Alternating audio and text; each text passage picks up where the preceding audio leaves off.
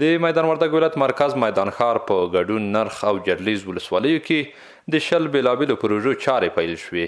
په دغه پروژو چې شاوخوا 14 میلیونه افغانۍ لګښت راځي 2000 کسانو ته پکې د کار زمینه برابره شوې ده. موږ د پاملرنې د موسسې څخه ډیره مننه کوو چې دغه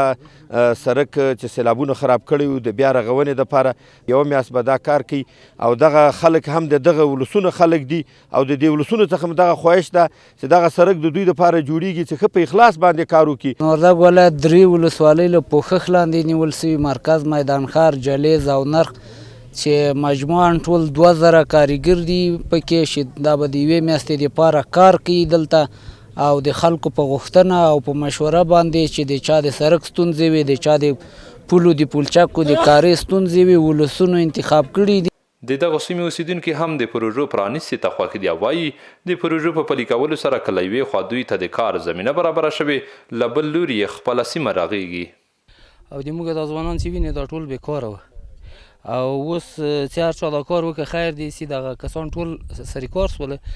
او د موږ دا نه په دغه ټول ولس ته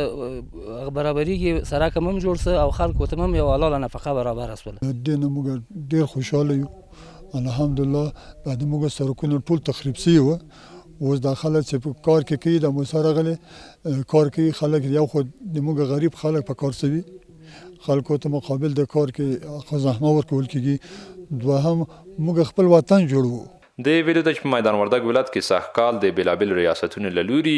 د یاد ولایت 3 کسانو ته د کار زمینه برابره شوې